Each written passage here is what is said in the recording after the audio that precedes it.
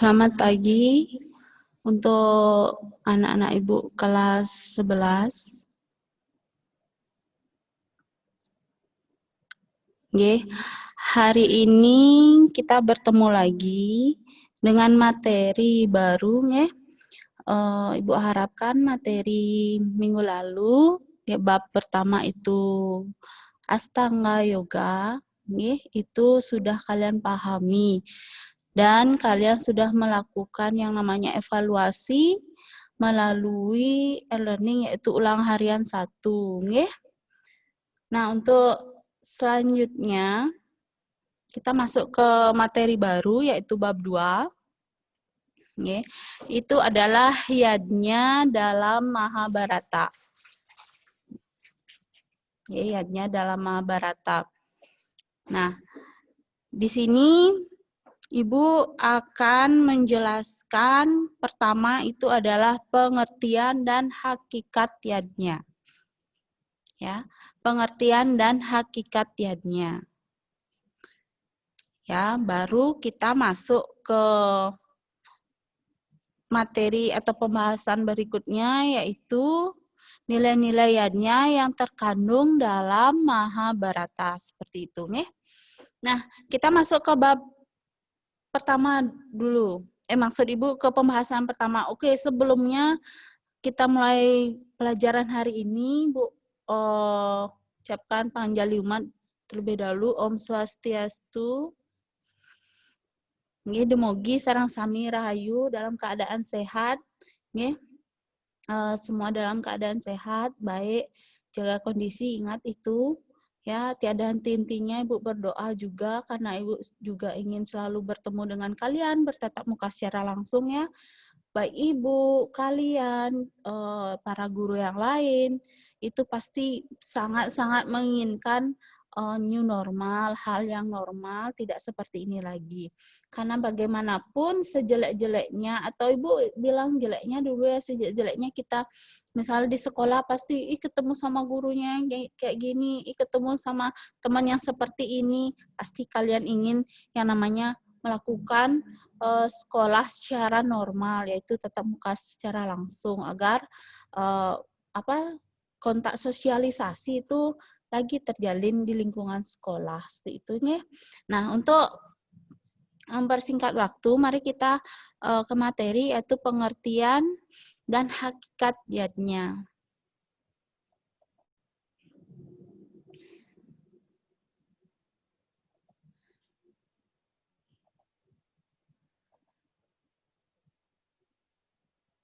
Ya, yadnya.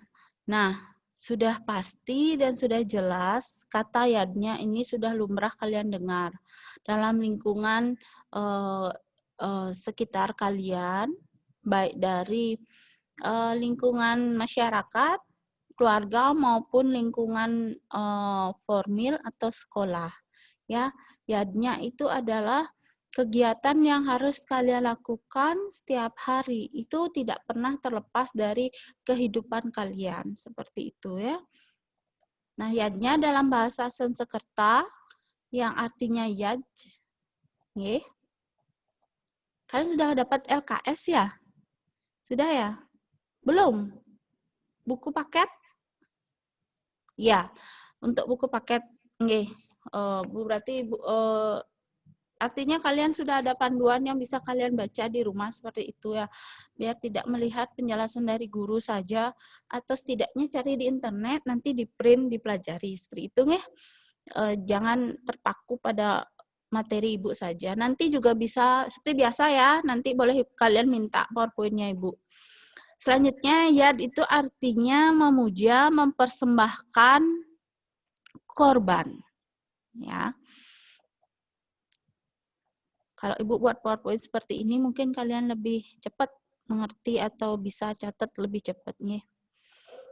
Selanjutnya, kamus bahasa Sanskerta, itu yaj atau yajnya, itu adalah upacara korban, orang yang berkorban, yang berhubungan dengan korban.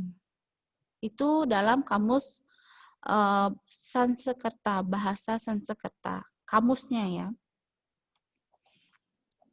Selanjutnya dalam kitab Bhagavad Gita, itu dijelaskan yajna adalah suatu perbuatan yang dilakukan dengan penuh keikhlasan dan kesadaran ya untuk melaksanakan persembahan ke hadapan Tuhan. Jadi kita melakukan yajna itu harus penuh kesadaran. Ya.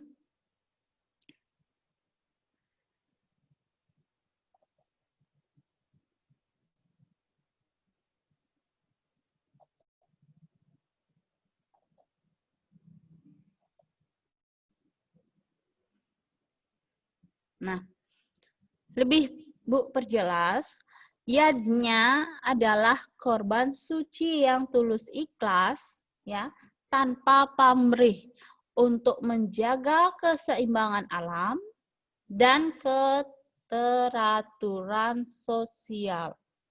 Okay. Manusia tidak dibenarkan sama sekali oleh ajaran suci Weda hanya meminta saja dari alam, tetapi memberi kepada alam juga menjadi sebuah kewajiban dalam rangka menjaga keseimbangan alam. Ingat, kalian tidak boleh yang namanya meminta saja.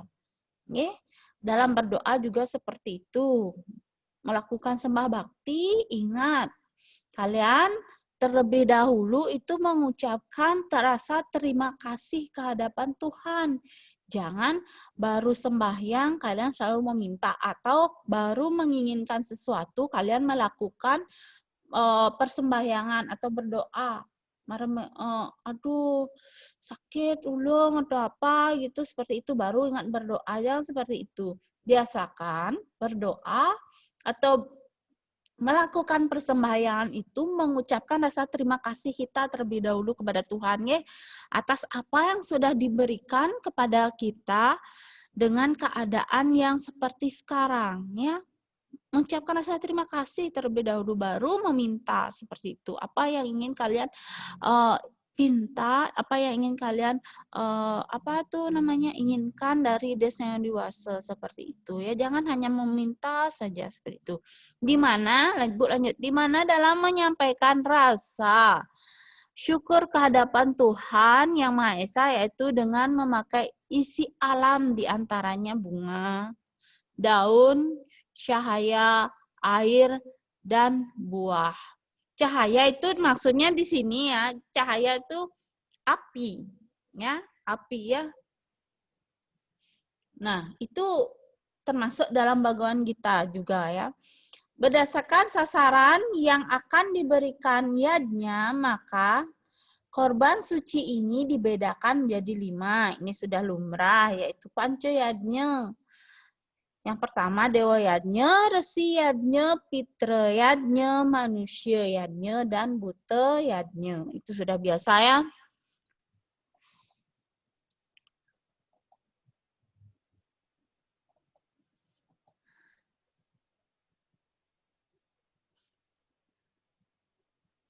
Ya, panca yajna itu adalah 5 korban suci yang tulus ikhlas. Nah, ini pembagiannya.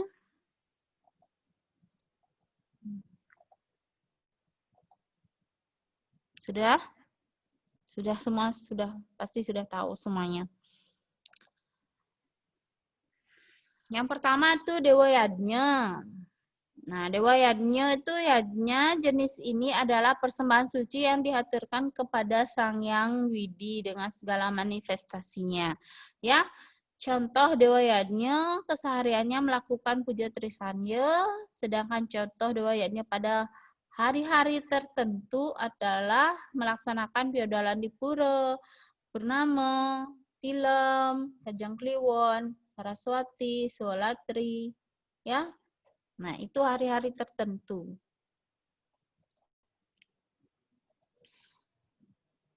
Selanjutnya Resi Yajna adalah korban suci yang tulus ikhlas kepada para resi, karena para resi sudah berjasa menuntun masyarakat dan melakukan puja Surya Sewana setiap hari. Ya, para resi Yang dimaksud itu para resi siapa? Orang suci, ya. Para resi orang suci, pemangku, pedandeng, seperti itu ya. Para resi telah mendoakan keselamatan dunia, alam semesta beserta isinya.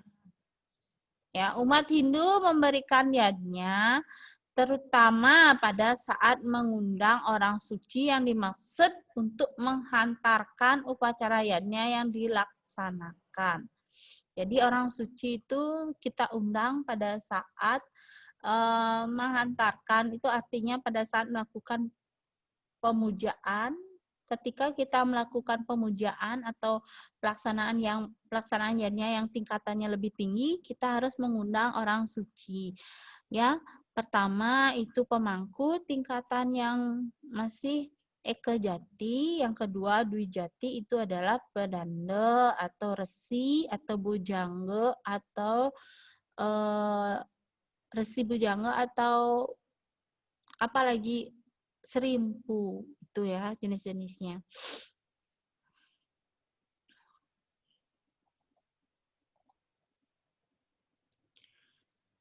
Selanjutnya fitriyatnya yaitu korban suci. Jenis ini merupakan bentuk rasa hormat dan terima kasih kepada para pitra atau leluhur.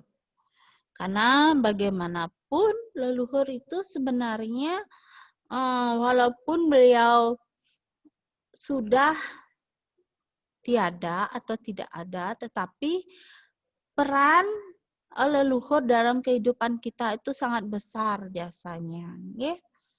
Leluhur kita itu sudah yang namanya memberikan hidup untuk kita, ya, memberikan yang namanya perlindungan juga secara tidak langsung untuk kita, dan kadang-kala juga leluhur itu memberikan yang namanya arah tujuan hidup kepada kita.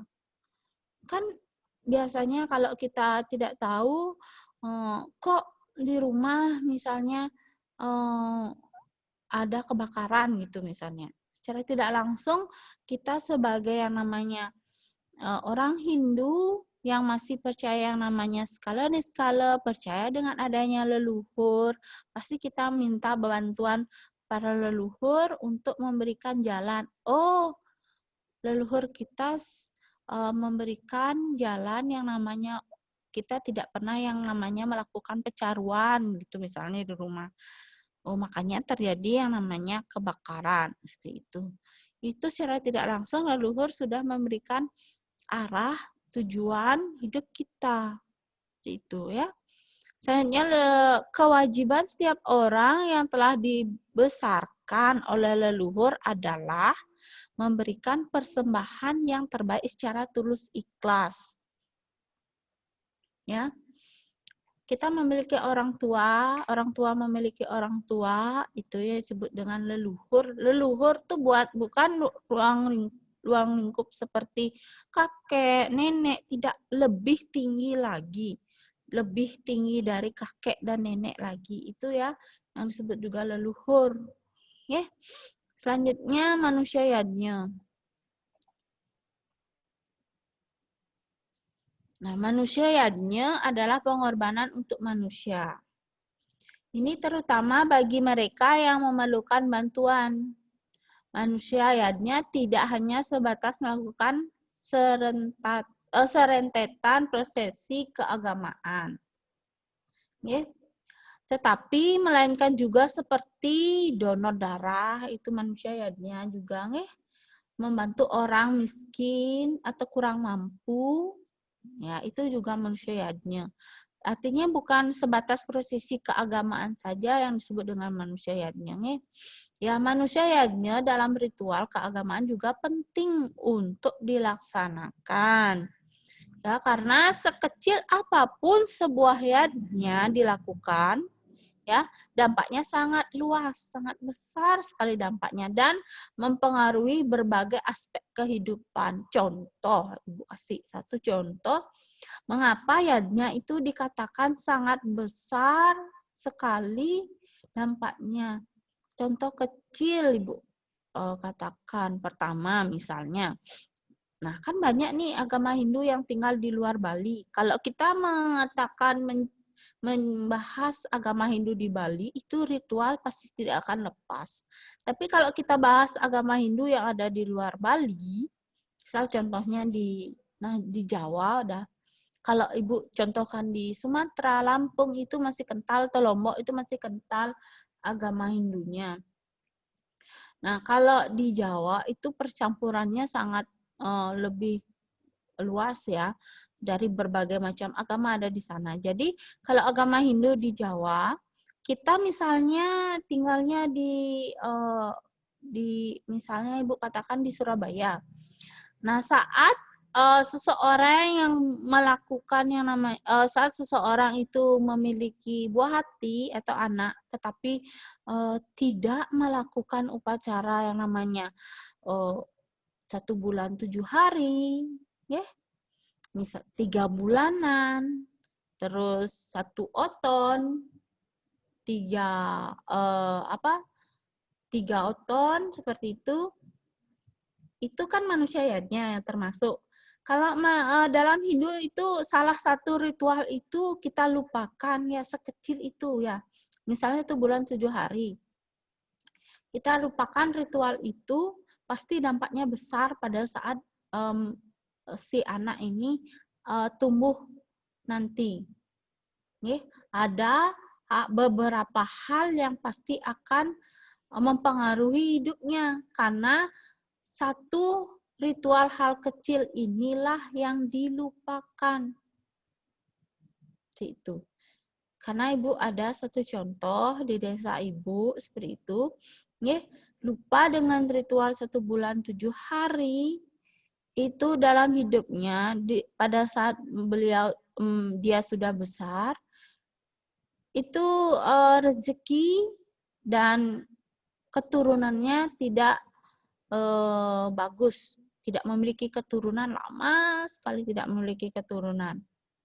Kan itu pengaruh sekali ya, dampaknya pasti besar. Karena dalam Hindu, memiliki suatu keturunan adalah suatu kewajiban yang harus dilaksanakan. Seperti itu. Nah, jadi kan dampaknya sangat luas sekali, walaupun hal sekecil itu kita tidak lakukan. Yaitu contohnya salah satu. Ya, makanya kita sebagai orang beragama Hindu harus melakukan yadnya, karena dengan melaksanakan yadnya kita membayar hutang dalam hidup kita. Apa hutang dalam hidup kita? Yang disebut hutang dalam hidup kita? Yang ingat? Trirena. Trirena yadnya ini ada, ya, upacara yadnya ini ada karena adanya Trirena. Trirena ini adalah 3 hutang yang kita bawa pada saat kita hidup. Raga nomitis berkali-kali ini karena ngabutang. Yang sing ada hutang sang mungkin terus saleh ajak sang yang manu mati, sang yang suratmu. Terus pokoknya orang hidup, bayar hutang hidup, Min. Bayar hutang hidup, Min. Kalau hutang ini sudah tidak ada, udah menyatu dengan beliau, yang namanya moksa. Karena sudah yang namanya tidak ada hutang. Triyadnya ini ada karena adanya trirena. Hutang dalam diri kita, 3 hutang dalam hidup kita ini. Itu kalian harus, kalau Ibu menceritakan tentang Trirena dengan yadnya ini tidak ada habisnya. Tapi kalian akan mengerti apa makna dari hidup ini. Kenapa kalian bisa hidup? Apa yang harus saya lakukan? Apa tujuan saya hidup? Seperti itu.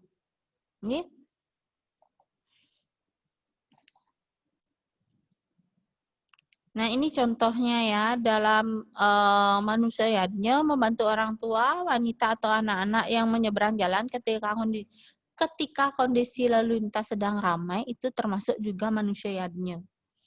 Ya, menjenguk dan memberikan bantuan kepada teman yang sakit termasuk manusia yadnya.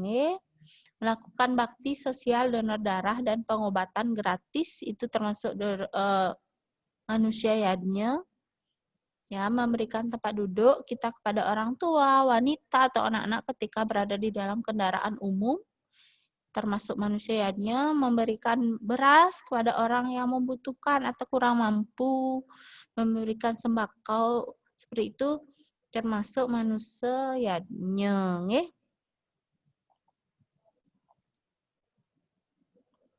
Nah, ini contohnya lagi. Ibu lanjut saja ya.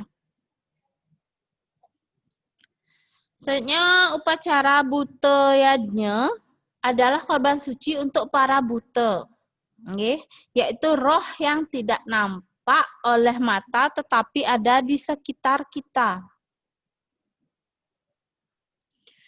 Ya, contoh upacara buta yadnya itu adalah mesegeh, mecaru, tauragung, pancawali, krama, itu adalah contoh-contoh bagian dari buta yadnya.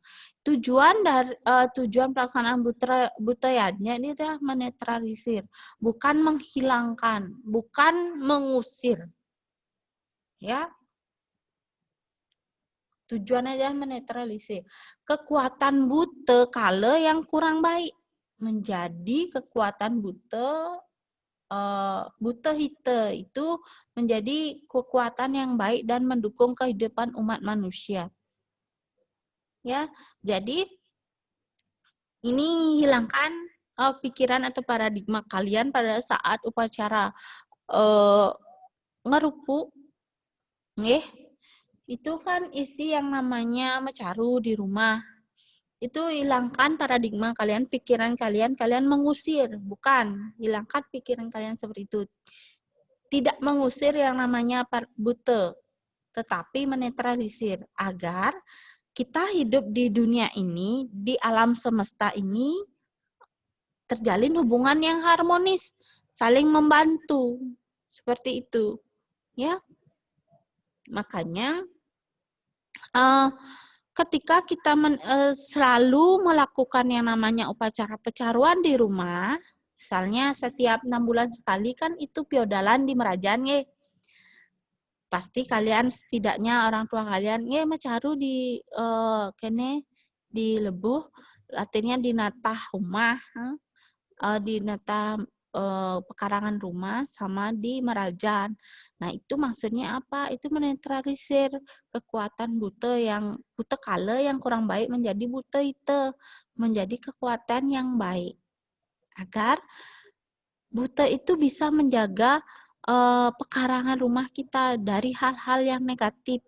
Misalnya satu contoh, ya tidak langsung kita kan percaya yang adanya ilmu kurang baik ya. Mungkin ada yang ingin menyakiti keluarga kita seperti itu dengan menaruh apapun di sekitar pekarangan rumah, itu bisa dinetralisir oleh kekuatan buta yang baik ini agar itu tidak terjadi.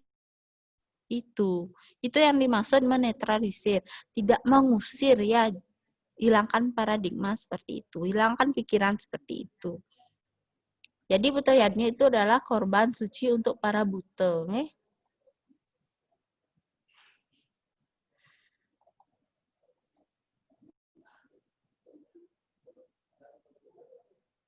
Nah, ini daksina dan pemimpin yadnya. Selanjutnya, ini daksina dan pemimpin yadnya itu memiliki peran penting untuk menyukseskan suatu yadnya. Ya. Pemimpin yadnya yang kita sudah bahas tadi, para resi, itu adalah untuk menyukseskan suatu yadnya. Nah, pengertian daksina, pernah kan dengar kata daksina? Daksina? Ya, pernah. Ya, daksina itu adalah sebuah sesajen yang dibuat untuk menyaksikan yadnya yang berlangsung. Secara tidak langsung berarti daksina itu adalah saksi dari upacara yadnya.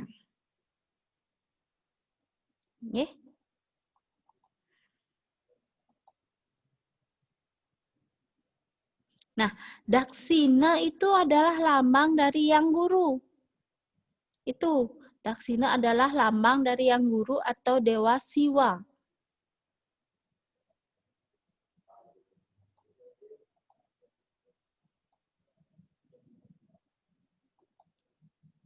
Ya, saksi dari dewata atau mewakili para dewa.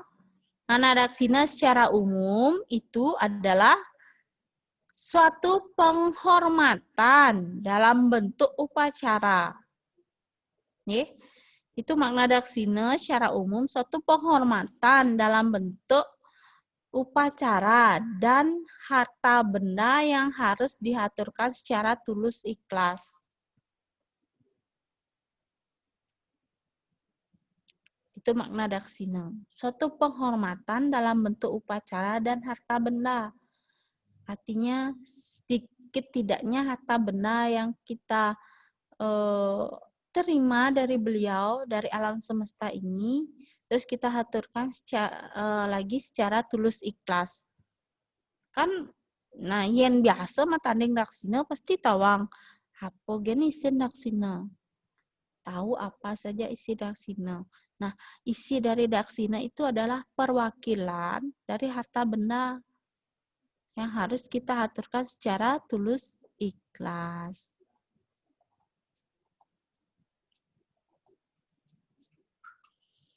Selanjutnya pemimpin yadnya. Nah, pemimpin yadnya adalah pendeta atau beliau yang merupakan orang suci yang berperan penting dalam pelaksanaan yadnya. Sudah kita bahas tadi. Maka dari itu beliau patut dihormati dan disegani agar yadnya yang kita persembahkan menjadi sukses. Seperti halnya dalam cerita Mahabharata. Ya. Saat Sri Krishna menganjurkan Aswamedha Yajna.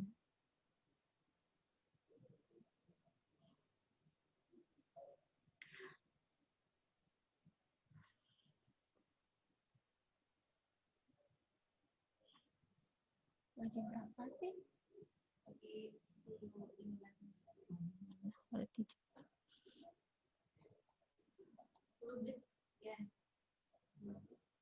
Apa ini ya? Kok gini ya? Pelaksanaan yadnya ya. Syarat pelaksanaan yadnya. Maaf tulisannya nggak kelihatan rasanya. Syarat pelaksanaan yadnya.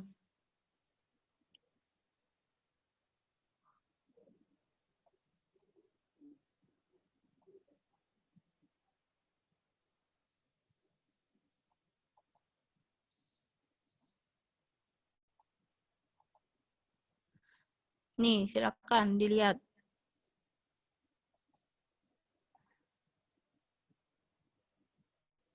Yang pertama itu adalah sastra. Syarat pelaksanaan yadnya yang pertama itu adalah sastra, yaitu yadnya harus berdasarkan Weda.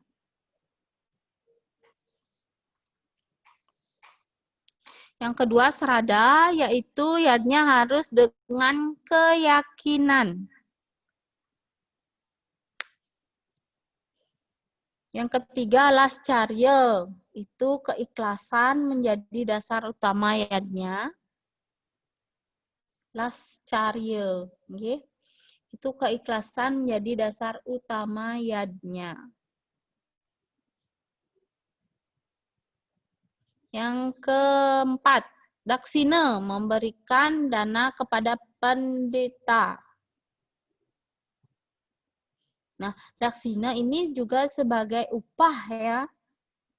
Tensing, siapa yang pernah seperti ini? Biasanya yang sering aturan ngayah, ya, menari atau menggambel, misalnya ngambel wayang, apa menggender menggenderan. Nah, itu pasti biasanya misalnya ngayah ngerejang di Merajan, di Pura, atau pada saat feudalan, itu pasti nanti kita dikasih yang namanya daksina. Daksina itu adalah dana atau upah. Karena kita sudah yang namanya menyukseskan upacara yadnya tersebut. Nah, di dalam daksina itu pasti isi sari itu pidat, pidanas. Kalau zaman dulu itu enggak ada sari ya. Sesari dalam bentuk uang rupiah itu tidak ada. Kita menerima daksina dengan isinya beras, kelapa, terus yang namanya telur juga ada di sana. Nah, itu isinya itu bisa kita pergunakan ya, berasnya itu bisa kita masak, kelapanya juga bisa kita pakai makan, dan juga telurnya itu sudah upah.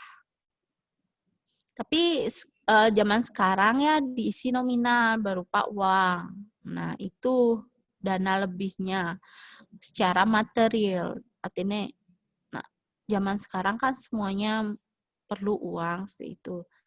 Tetapi yang paling penting itu adalah daksinanya. Itu sebenarnya yang mewakili upah, rasa terima kasih kita ke hadapan beliau-beliau yang sudah menyukseskan upacara yadnya kita.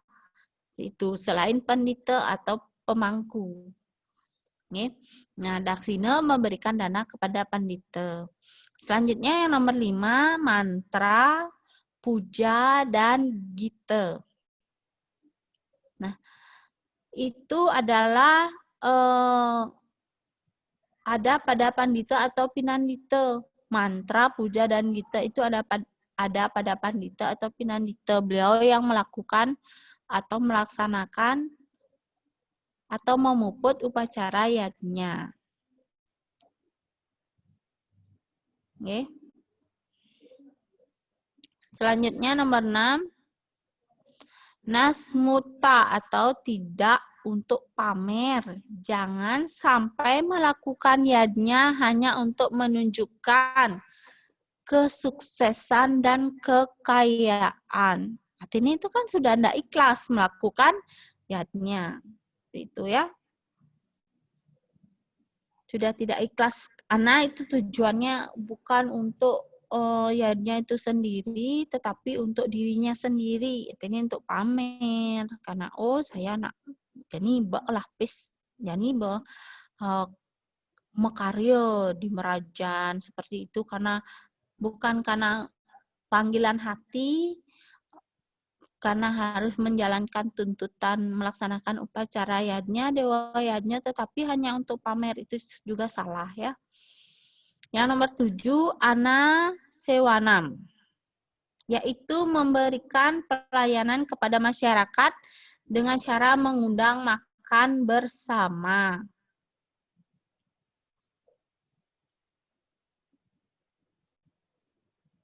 Jadi ini kita lakukan pada saat upacara, misalnya ya upacara yadnya, manusia yadnya, pitra yadnya, dewa yadnya, seperti itu pasti kita mengundang setidaknya sanak saudara dekat kita ya.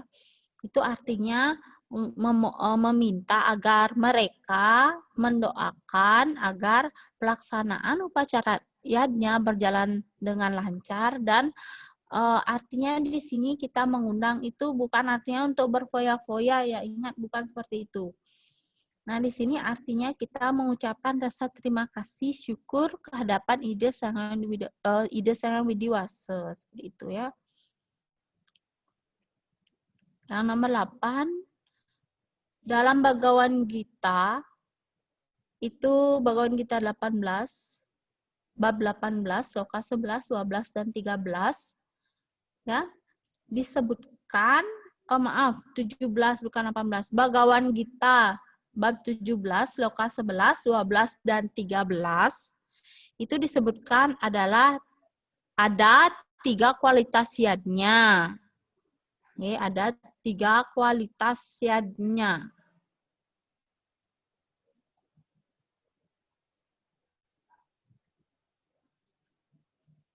Yang pertama, satwika yadnya, Yang kedua, Rajasikayatnya. Yang ketiga, Tamasikayatnya. Ya.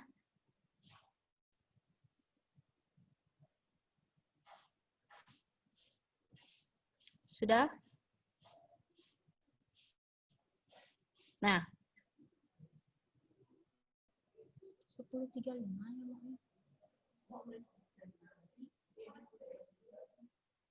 oh ya. Jadi lagi berapa nih, Mak? Nah, untuk Satwikayatnya, Tamasikayatnya, sama Rajasikayatnya, Ibu minta kepada kalian nanti coba cari di rumah agar pertemuan berikutnya itu kalian sudah tahu apa Satwika, Rajasika, dan Tamasikayatnya itu dan apa contoh-contoh pelaksanaannya. Ya. Satu lagi, karena kita membahasnya dalam Mahabharata, ya, kalian wajib mengetahui cerita dari cerita dari Mahabharata. Ya, apa isi cerita dari Mahabharata? Di internet, di YouTube itu udah ada. Di TV, yang malah di TV ada kok, di Antv jam 2:30. Ya, ada kok. Tapi kalian pasti butuh waktu lama kalau nonton di TV. Tonton di YouTube ya. Cari yang pakai bahasa Indonesia. Nah, di sana kalian harus mengetahui cerita dari Mahabharata dan tokoh-tokohnya siapa saja. Selain mengetahui tokoh-tokohnya siapa saja, watak dari tokoh-tokoh tersebut. Tuh, harus kalian tahu watak dari tokoh-tokoh tersebut. Nah, setelah itu nanti kalian secara tidak langsung, kalau sudah kalian menyaksikan cerita tersebut, secara tidak langsung kalian pasti akan paham. Oh, bagian ini menjelaskan tentang yang namanya upacara manusia yadnya. Seperti itu. Oh, bagian ini kalian pasti tahu ini upacara Dewa Yadnya, ini upacara Resi Yadnya, gitu misalnya. Ya, pasti kalian secara tidak langsung akan tahu setelah kalian menyaksikan yang namanya cerita Mahabharata. Nah, nanti kita juga akan mencari contoh-contoh pelaksanaan yadnya dalam kehidupan sehari-hari, itu yang berkaitan dengan cerita Mahabharata. Ya.